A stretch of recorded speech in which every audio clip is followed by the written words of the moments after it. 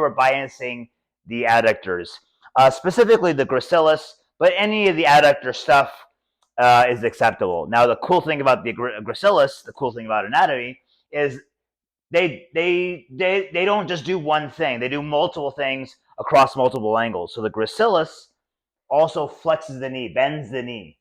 Now, if you're a personal trainer, you also know that the hamstrings bend the knee. So does the gracilis help the hamstrings and bend in the knee? Yes, it does. Is it okay for the student to feel their hamstrings during the gracilis stretch? Yes, because they kind of share a function. Okay, so what I'm going to do is, starting from center or the foot of the table, I'm going to bring her leg out into abduction. Abduction, I'm abducting her like she's getting abducted by aliens. I'm taking her leg away, specifically relative to the center of her body. I'm taking her away, and her leg will naturally external rotate, just a clear space. I don't want to force her into further external rotation.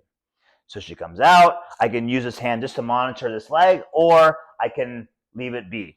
I'm going to bring this out, and I'm going to anchor her thigh on her leg on my thigh.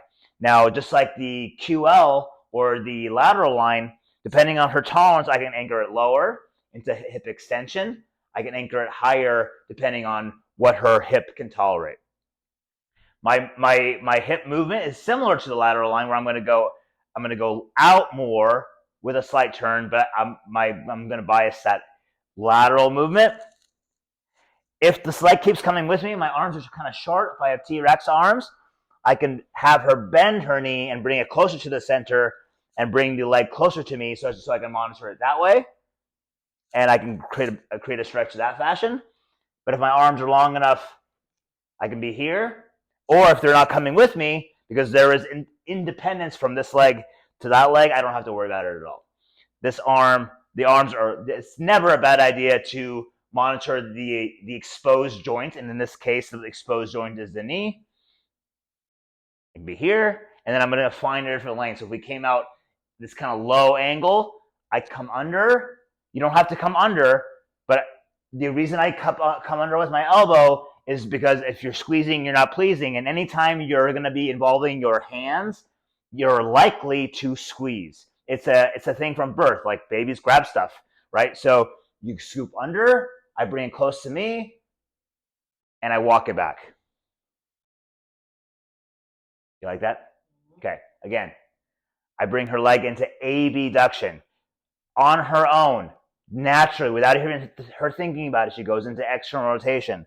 I find that resistance barrier. For her, it's right about here. That's kind of a mild. I can go a little bit further into another resistance barrier. I anchor her leg onto my thigh. If she can tolerate hip extension, I bring her lower. If she can't, I bring her up into hip flexion, and I anchor up higher on my thigh. If my arms are long enough, I can check her thigh with a flat. If it's not, I can bend her knee, bring it closer to the middle, and I can bring the leg closer to me.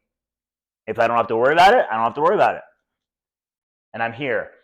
My movement is more lateral than anything else, and it's always a good idea to be checking that knee to support it to keep that circuit closed. I like to, when I dismount, when I kind of bring her back from a different lane, I like to, again, keep the circuit closed. So I like to scoop on her like a Zercher squat. We've done this before. Bring them up with me, and then walk them back to the center of the table, and I can move on to my next body part.